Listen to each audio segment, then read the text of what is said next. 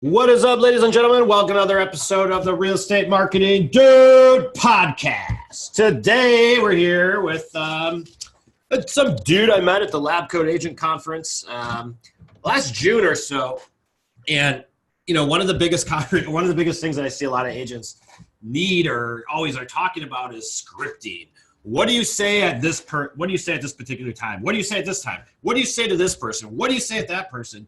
And a lot of times, guys, I think we overthink a lot of this shit.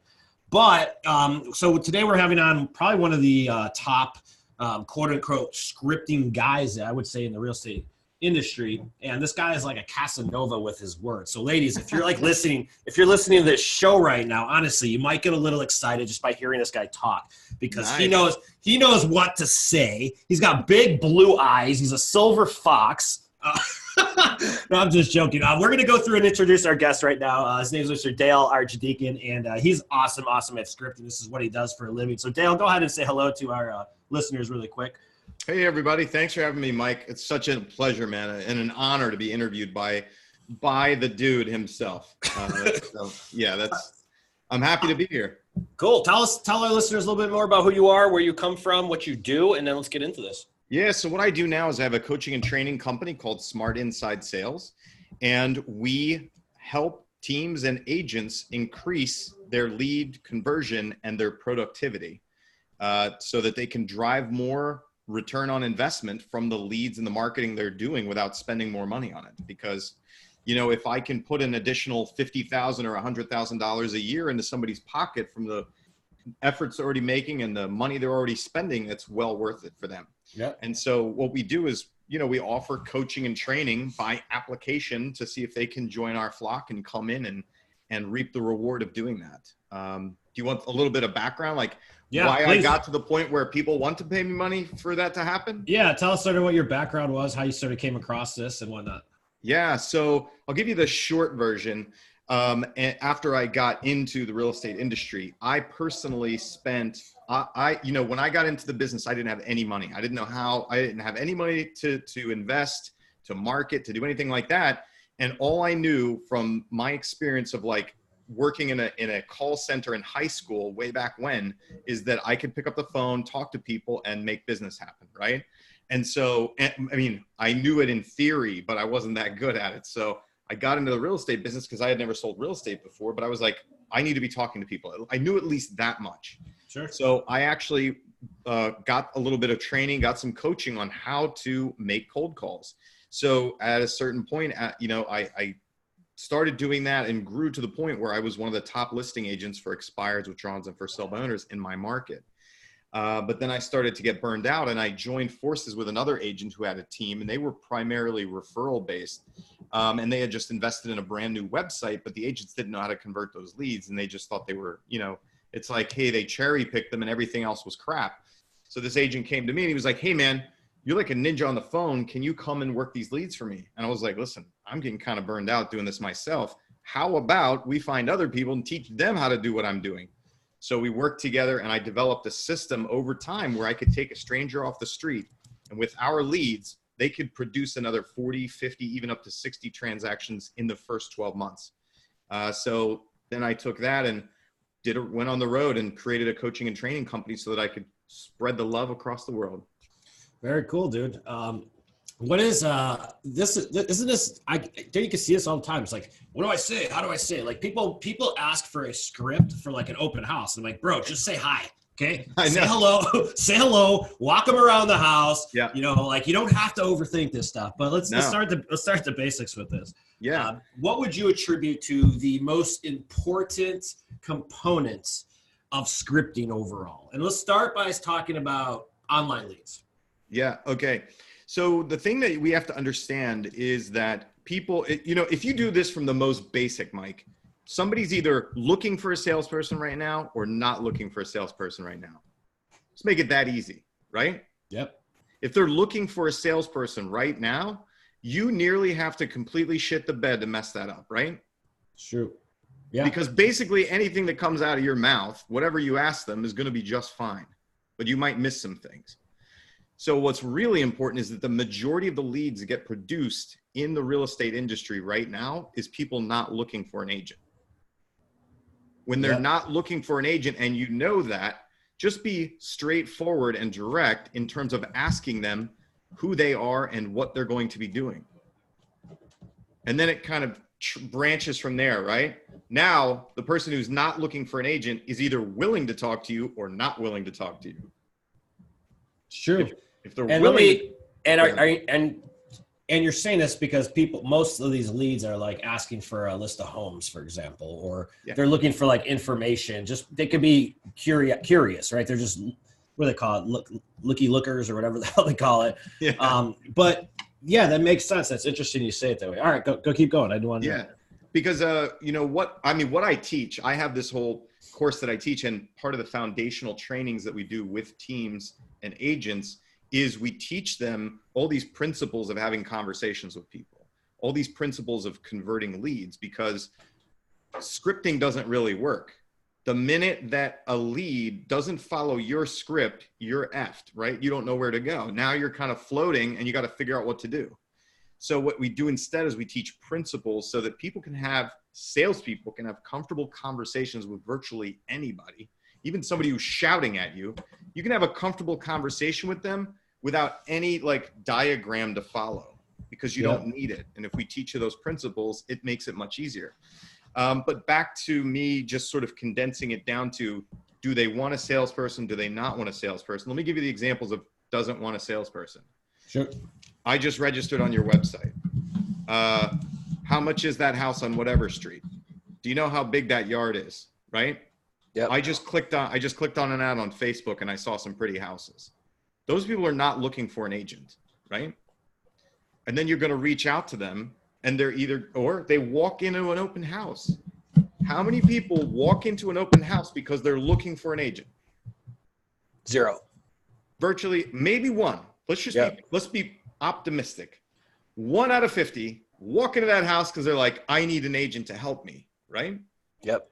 The other people saw a sign for an open house and were like, I want to see an open house for whatever reason. There's like a gamut of reasons they want to do that, but they're not there to talk to you. So then we go to wants to talk to me or willing to talk to me, won't talk to me, right? And if they're willing to talk to you, again, that's pretty easy. Talk to them, right? Yep. Find out all the who, where, when, why, what, and how much of what they're doing and who they are and when they think they're going to do it. If they don't want to talk to you, now we just need to get a couple of basic pieces of information and try to get them to talk to us, or get them to calm down, or get them to ease their mind to get them to talk to us. Do you believe that every real estate agent or lender right now, because the way that you put it just made me sort of think about the whole thing in a different way. And is it safe to say that most of us are thinking they need an agent when they're calling on the lead, right? Yes. And that's probably why most of us can't convert our leads. Exactly. Because agents are trying to sell something that the person is not looking for. Right. They keep Makes a lot of sense. sense. What this person's not looking for. And so you need to understand the mindset of the leads that you're talking to first. And it's not that they won't need or use a real estate agent in the future when they buy or sell real estate. It's just that at the point of impact where you run into them, usually in this industry, they aren't looking for you. So stop selling you, right? Very well said. My mind's racing. Go ahead. All right. So good. Knowing that, okay, and I can see what you're doing here. You're taking us through this little like consumer journey funnel. I like it. Let's keep going down this path because I think people can really paint the picture. So first stop is figure out or know that they're not looking for a realtor. Right. And I'm going to guess where you're going to tell me the questions you're going to ask is going to point out why they should be. Yes, you can get, or here's what you have to do, Mike. If it's that easy, if they show pain, that's simple, right? Well, I'm looking for this kind of house and I can't find it. Or I'm just moving to the area. I have no idea of the schools or neighborhoods. I don't really know the pricing, right? Yep. We're hearing pain, right? We're finding something that we can solve. What's harder is somebody who's like, oh yeah, we're not in a hurry. We just saw some cool open houses, but we're not really thinking about it. I don't really know. Maybe like sometime next year. There's no pain there, right? Yep. So if you want to try to orchestrate a situation where you're in need or you can present a benefit to them, we first would then have to create something that they needed because they haven't told you they need anything, right? Yep. This is all super like high level. And I think we need to bring this down because you're the marketing dude, right? You are the marketing dude. And we're talking about like scripting and dialogue. And if we gave this recording to the average agent, they'd be like, sounds great. And he has awesome hair. What the F do I do with it? Well, but scripting is marketing though. True. Scripting is marketing, and how we present ourselves and what we say in my world is just an extension of our brand. So it can be a little bit high level, but at the same time, I think a lot of these agents, this is really, really good advice. Just that little tip right there. I'm like, holy crap, I didn't even think about that. And I'm wondering about that just with my own funnel. That's where my mind's racing right now. That's why I was like, wow, that's pretty dope. Yeah. Let's relate it to me, right? So I'm a coach trainer. Okay. And what I've discovered over the time, what we work to do is we work to find more people who want to grow their teams or want to grow their businesses and have an acute pain, and we can solve that pain for them. I didn't know that. I wasn't doing that. I didn't realize that I needed to do that when I first started out. So instead it was like, hey, I'm going to wave some training in front of you, consume my training, and then we're going to like try to catch you on the phone or something and try to sell you on coaching or training, when that didn't work very well, right? Because those people weren't looking necessarily for coaching and training in that moment. They wanted to consume content. They wanted to find a free way to increase their businesses. They weren't ready to make an investment. And when I discovered that what you're looking for are those people who want to make an investment to improve their businesses, that's who we were looking for, right? So relate this back to these leads. Understand your lead source, understand their mindset, understand where they're coming from, meet them there, and figure out how close or far are we right now in my conversation with you from you recognizing an acute pain that I can solve for you. If they don't have an acute pain that you can solve for them right now, then guess what? We're going to work on what their process is, what they're doing when they think they're going to do it, or when they think they're going to make decisions, and what they're going to get at that time, and try to drive it backwards to, okay, well then now can I relate that, oh, you do want to do planning in order to get the most money or spend the least money on a house or have the easiest process. Got it. Now, can we have a meeting to do that? Can we go out and look at houses? This is an open house example. Oh, I'm not really sure when we're doing this. Oh, got it. So are you interested in saving the most money you possibly can on your next purchase and getting a great deal? Why, yes, I am. Oh, wonderful. Well, what if we went out this week and we looked at a couple of homes just to get an idea of what we might be able to save on those kind of homes and where the pricing is at? Versus, can we go buy a house this week, right? It's benefit driven. Yes, benefit driven. Interesting. I like it. Can you hear my guinea pigs in the background? They're freaking out. So what is the biggest mistake other than an agent's mindset? What's the number one mistake why most leads die right on the phone?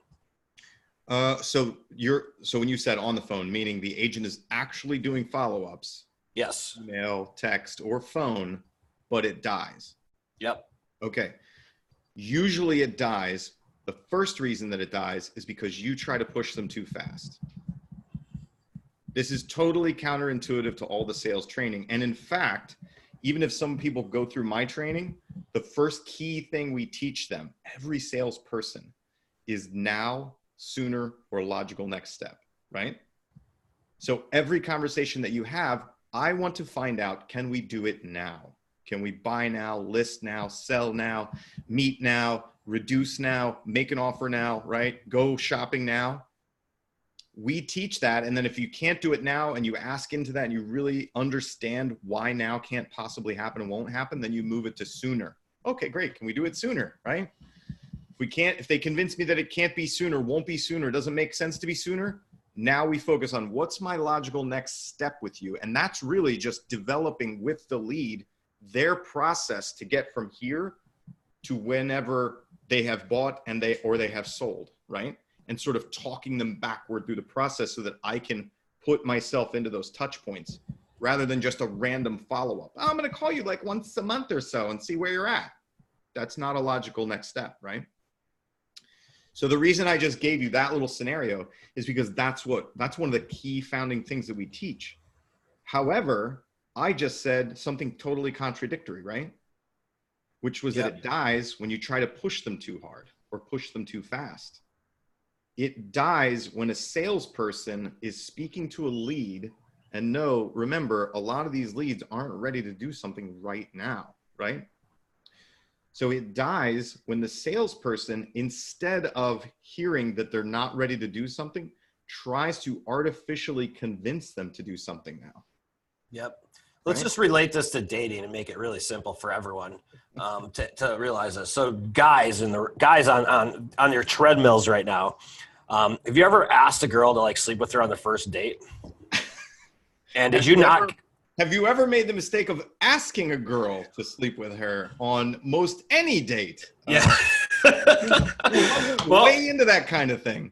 What do you think is going to happen, guys? I mean, it's the same thing. I oftentimes I always relate dating and to scripting and all of that, because a lot of it really is you have to obtain that permission and that trust. And you're right. Everyone's in a different, you don't know where that person's at any given time. And I'm thinking about my own mental, like when a salesperson calls me, I hate sales calls. Like I hate the random calls. Like I just can't stand them. But once in a while, I'll engage the person a little bit just because I'm in a good mood. And usually that's like Friday at 3:00 for me.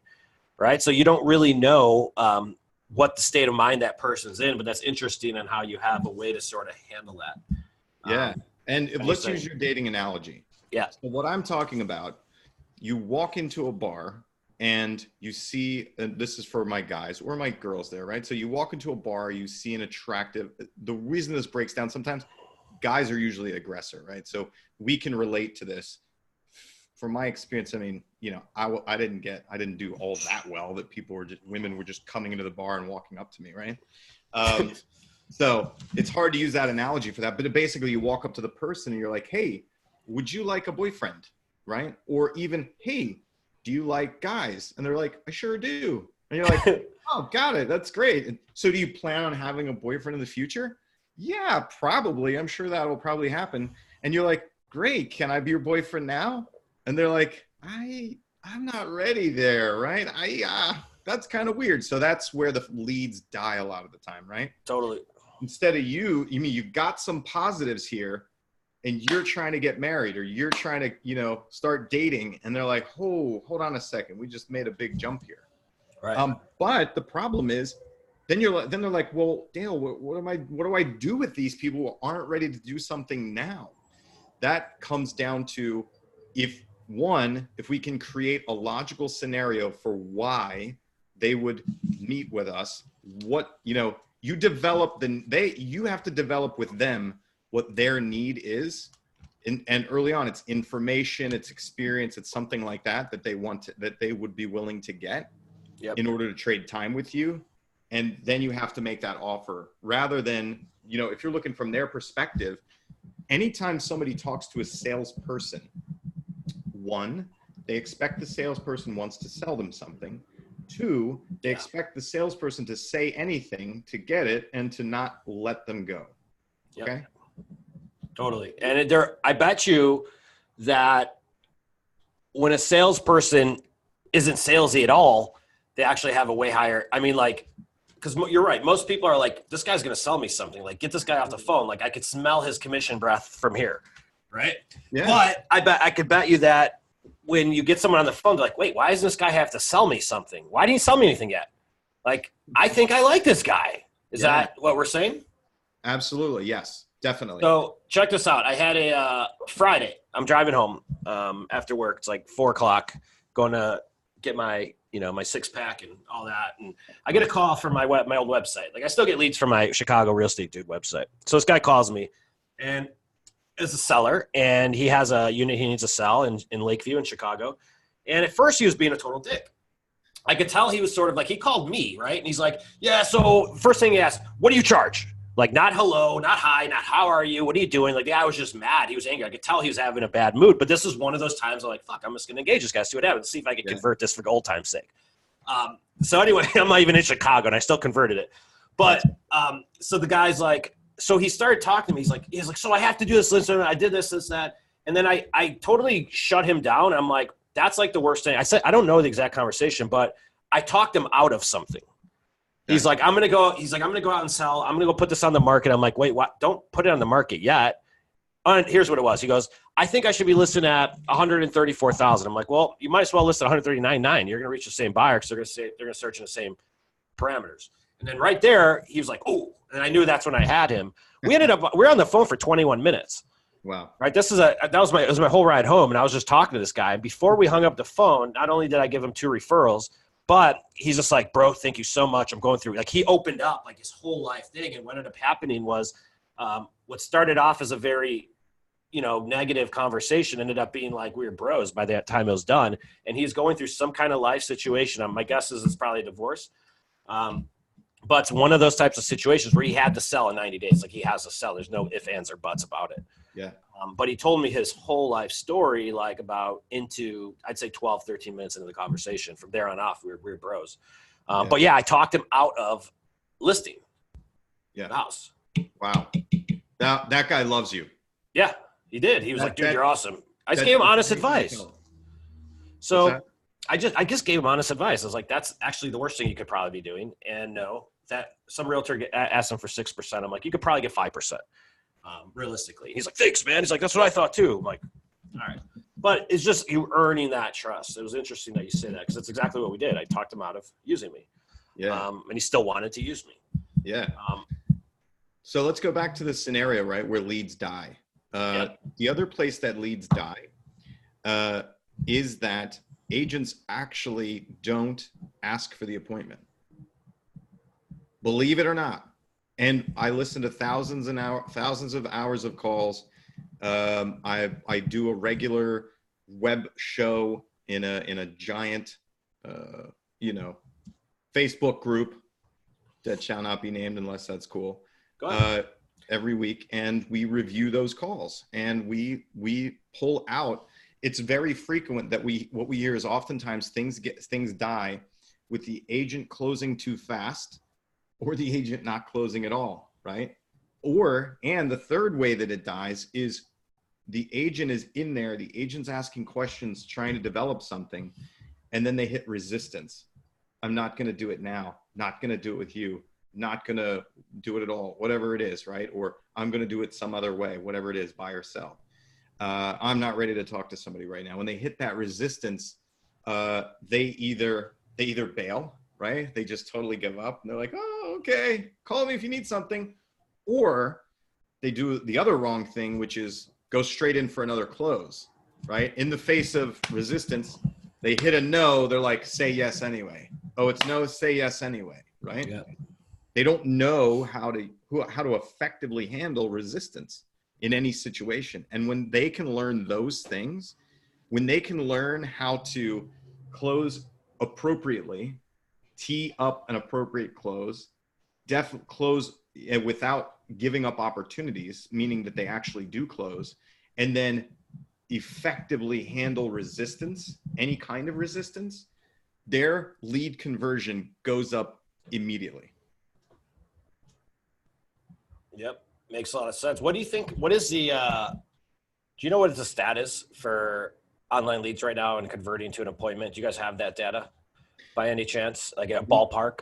Yeah. So I don't talk a lot of statistics because we work with people from across the country and in Canada, and every market is different. It really varies, but generally speaking, things like paid advertising, things where people have to take an effort to get to you, convert higher, generally speaking. So portal leads, right? Portal leads on average will convert somewhere between 5 and 10% if you have your stuff together.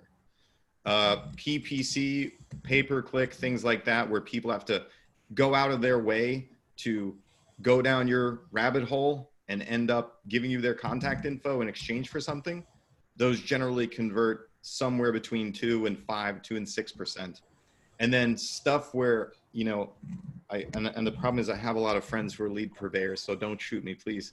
But you know, things like where you're just dangling something out in the world, something shiny, right? Mm-hmm. That stuff converts at a much lower rate. So if you have your stuff together, that's like 1 to 3%.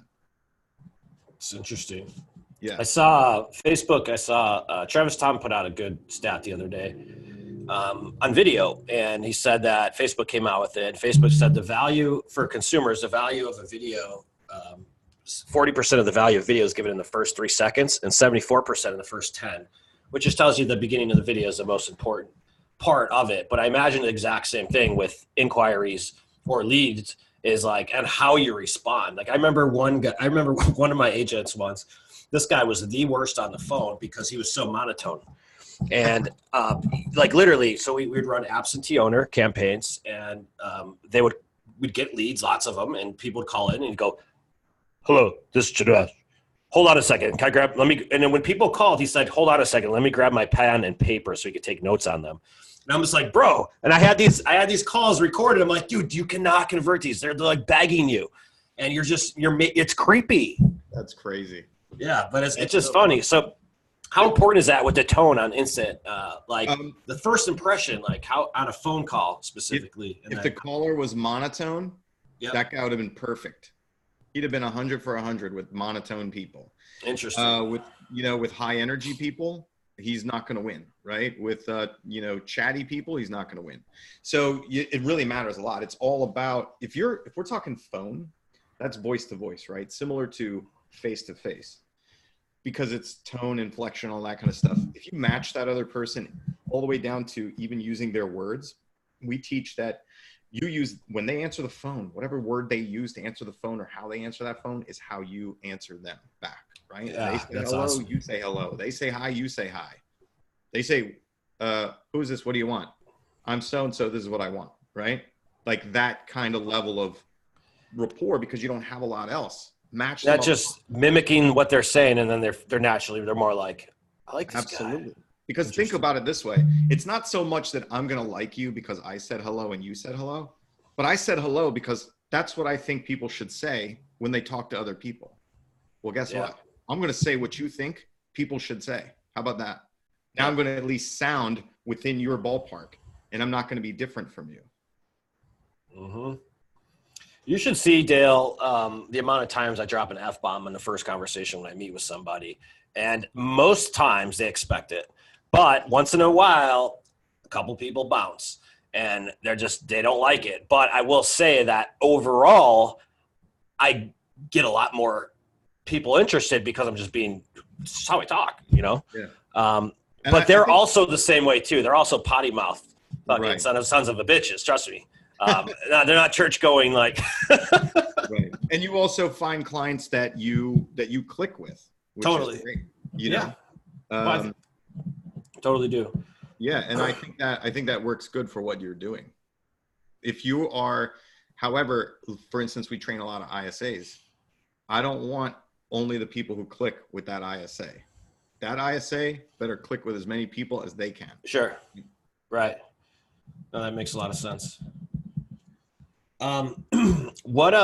Let's take us over into text as well and emails and all this, and the tonality and the response sort of on each, like walk us through sort of what's working today.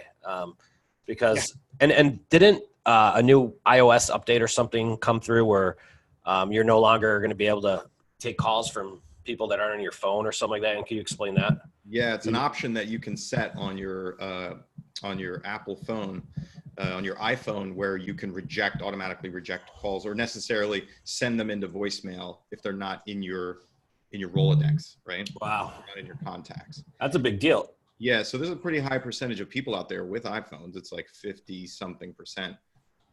And so those people who opt into that are going to be able to do that. And so with those iPhones that are set that way, text is going to become even more important. Text and email is going to become even more important. And it's important now for those of us who are running really optimized teams where you have your stuff together, right? Yeah. You're calling, texting, emailing.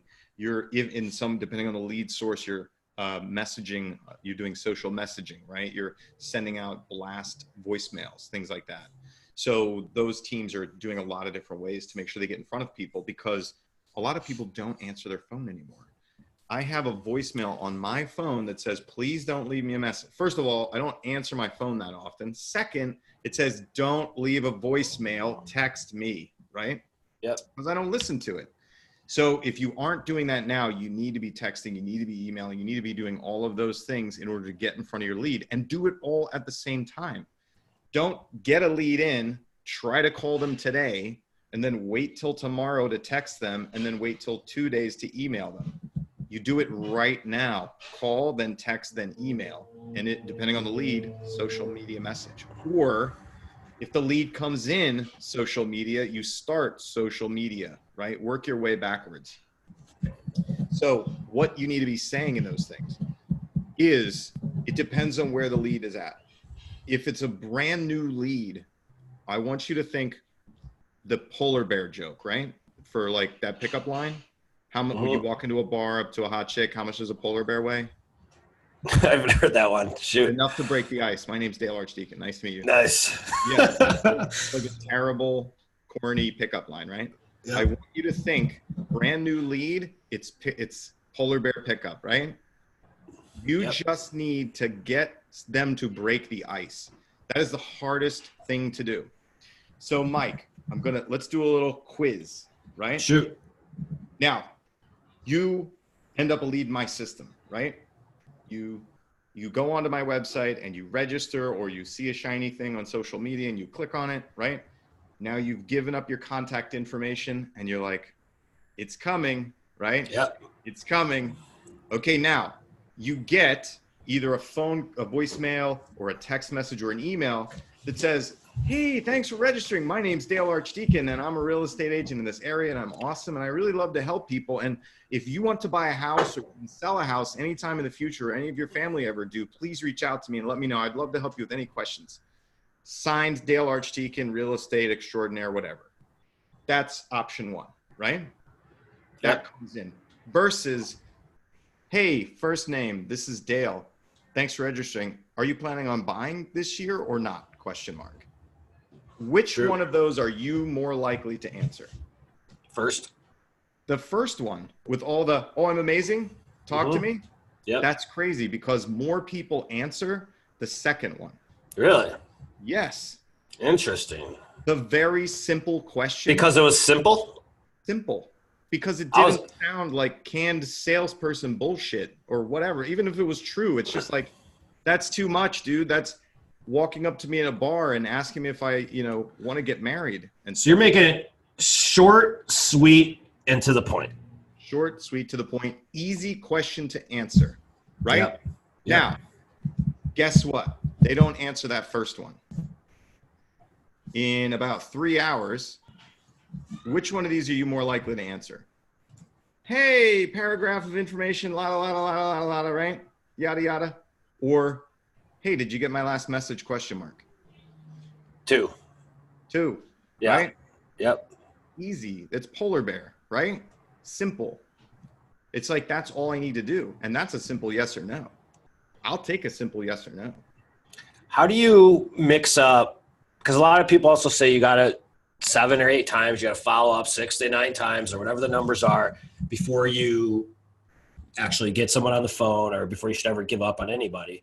So how do you tie all that in? Or are you saying, what is that touch system like upon inquiry and all of that? Yeah. So actually we don't give up ever until they're either dead. I like that. That's a good answer. Until they either die or threaten to call the authorities, right? Or they prove that they can never, will never buy or sell or refer anybody to us. There's no other reason to give up. Why would you give up? There's still going to be a person that needs a place to live, right? Yep. So instead, what you do is, new lead comes in, you're going to hammer them for 7 days, and then you're going to let them go for a little while, right? Onto automated stuff, easy automated stuff. Then you're going to bring them back up, hammer them for another 7 days, and then let them go automated. Then bring them back up, hammer them. And what you'll see is, if you're a small agent or a small team and you don't have 10,000 or 50,000 leads in your system, right? You can do this. You can keep bringing in new ones, hammering the new ones, letting them flow, bringing back old ones, hammering the old ones, letting them flow, right? And you could just keep resetting this stuff over and over again. When you become a bigger team and you've got 50, 75,000 leads in your system, which I've worked with people like this, right? A team of 10 ISAs can't even work through that kind of stuff. What you have to do is you look for this stuff at that point. When you're there, you're looking for this. Obviously you're still handling new, and you're looking for the stuff that bubbles to the top, and you can effectively work the top stuff. A lot of that other stuff has to really rely on automated blasts, emails, text messages, voicemail. You talk about after the 7 days. After the 7. Yeah. So for the most people, it's like 7, let it go for 30, 7, let it go for 30, 7, let it go for 30, right? As you keep getting new stuff in. What I'm saying is for those bigger teams out there that have massive databases, right? They can't turn their databases over every Sure. 30 days. They just can't do it. They don't have the manpower to do it. So when it gets to that, now they're a lot more automated, and they're just looking for stuff that bubbles to the top that they have to effectively like one-to-one work. So what about the first 7? Do you recommend an automation for that? I know there's a lot of different types of softwares and whatnot, but or are you saying, because a lot of the tools now, it does feel really authentic. A lot of them do, but there's a lot that don't as well, that you're on an automation. And, I feel like in today's world, when someone knows they're on automation, they're like, screw this, dude. You could feel it, and I think it doesn't work. So, like, what's that fine line between tech and that, especially upon first inquiry? Like, upon first inquiry, if you get a lead, are you automating that text preset, or is someone actually following up individually? And then how do you personalize that to make it not feel so robotic? Yeah, the first one is it's automated. So regardless of what your system you're using, if they have programmed in automated stuff for you, you should, your first text, your first email, all of them should be automated. There should be a set of them, right? Your call, you have to do that. You just have to. But everything else can pretty much be automated, except here's what I would say. Time your text to your call if you can, because the best thing that you can do, and I'm just going to give these things here, and people have to figure it out with the systems that they have. The very best thing that can happen is when a lead first registers or first takes an action, an automated system emails and texts them at that point. Then the salesperson comes in and makes a phone call whenever they're able to. Ideally, it would be just after those automations go out, right? Mm-hmm. But now we're talking follow-up. So your call is going to start first. Then I would still fire a text and fire an email at that time. And the best thing that can happen is the text message comes from the same phone number that they just got a call from. Got it. Because in this age, like one of the reasons I don't answer my phone that often is because I get so many bullshit telemarketer calls. It's really annoying, right? The one thing that almost no telemarketer company can do is bother me from a phone call from a certain number and then text me immediately afterwards from the same one. God help us when they all figure out how to do that. But for now, that's what we have to do, right? Got because the consumer sees the call come in, doesn't answer it. I promise you that if they have that phone in front of them, they're going to read that text if it comes from the same number. That's interesting. I never thought about that. Yeah. You do that too, don't you? I do yeah. that. Yeah. No. And I do. It's like if I don't make the call, if I don't answer it, it's not because I don't answer a call. Like I'll be on something else. But if I get the text, like it just happened right now. I just missed a call, and someone just followed up with a text. And while we're doing the podcast, I'm like, oh, who's that? Great. But it's habit. Exactly. Makes sense. Everyone does that. And no spammers right now are duplicating that, or at least none that are prospecting me. Do you emojis? I don't use emojis only because I don't know the person that I'm talking to. Sure. And if you use emojis with me and we're not pals, or we weren't just drinking at the casino last night, I'm probably not going to like it. That's funny. And I got back from Vegas. I actually just won $200 on blackjack my first time. Friends of mine taught me how to play. Good job, buddy. Well, you only win on the first time, so don't go back. It's not going to trust me. Yeah, that's usually what happens. Yeah. It doesn't get any better. Happens to everybody. Everybody wins the first time. They go back and they lose their ass. I think it's a conspiracy theory for Las Vegas. I don't know. That's fun. But yeah, so if we were at the table last night together, or we're buddies, right? We're friends. Like you and I were having beers and tacos in San Diego. You can emoji me, dude. But you know, for like a stranger salesperson, for my personality, it wouldn't really work that well. It just depends on personality. So I would err on the side of not screwing it up ahead of time versus hoping that it's going to work for somebody. Yeah, makes sense. Dude, very, very, very, very cool stuff. Any other things you want to go ahead and add to this? Yeah, I think that one of the most important things, and like I said, I just spoke in Vegas, and one of the things that I realized is that, you know, if I'm talking out there either to agents who are doing their own lead gen and lead conversion, or if you're a team leader who's trying to help your agents convert to a higher level, this principle, I want to teach this. I just want to tell you about this and tell you what the impact is. So I do this talk, I'm up on stage, I'm presenting these concepts, right? I'm talking through these things about, you know, like I talked about now, sooner, logical next step, and some other things about like how to objection handle, how to tee up a logical close, how to overcome anything that's in somebody's way and figure out what they're actually buying. And I don't mean houses, right? What they're buying so I can sell it to them and offer them more, better, cheaper, faster, easier to entice them to get it.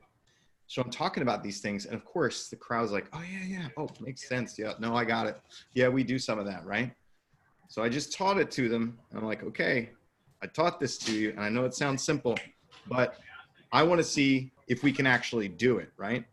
So now we're going to take a scenario. We're going to role play a scenario, and they couldn't demonstrate it. I said, let's take this particular objection, walk me through it, right? When they were trying to do it live, where they were doing a role play, they couldn't actually do it. I had to correct them to be able to get them through it.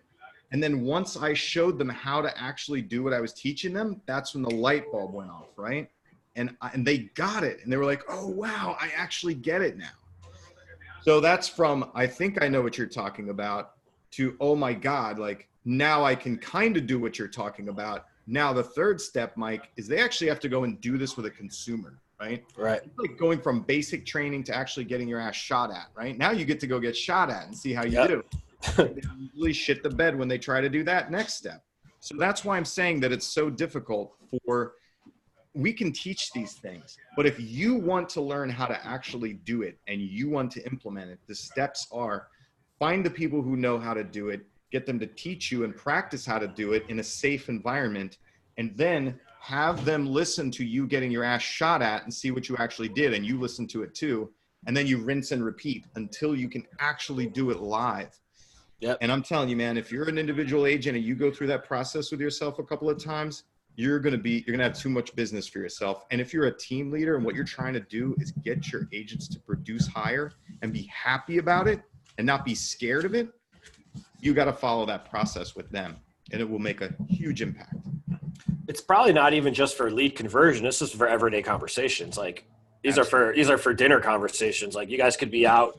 How many times you go out to dinner with, you know, your significant others, friends, significant others, and you meet a new person and you don't know if you could do business with them or not. There's a lot of things like that. You're probably just wired to talk like this, no matter what, no matter where you're at. He probably just closed me on something, folks. And I have no idea what the hell he's closed me on yet, but I'm sure when we get done with this podcast, there's gonna be something. No, I don't have anything that anybody can buy today. You can hit me up. Everything that we have is by application. So just, you know, I'm Dale at Smart Inside Sales. I know you're going to ask for my, like, you know, where to find me. Yep. No, go ahead and plug it right now, Dale. We're going to just get wrapped up here. Go ahead and let our listeners know exactly how they can find you. Maybe you got some stuff up on your site they could check out. And folks, if you guys are like struggling with what to say on the phone, give this guy a call. Thanks, Mike. I appreciate that. Yeah. Dale at smartinsidesales.com. And we're on Facebook also. Smart Inside Sales. I'm super easy to find. I got a weird last name, Archdekin. Archdekin. Thanks, dude. That was an awesome show. And folks, thank you for listening to another episode of the Real Estate Marketing Dude podcast. You guys know where to find us. If you need help building your video marketing plan and you're sick of a bunch of logging on to Facebook and seeing your best friends buying or selling houses without you, then you got to give us a call. Let me nurture your database with video content so they don't ever forget who the fuck you are or what you do. That's what we do, and we make it very, very simple. So thanks for listening to another episode of the Real Estate Marketing Dude. Dale, thank you for your insight today, and we will see you guys next week. Adios. See ya. Hey, while I'm here, do you want me to record like a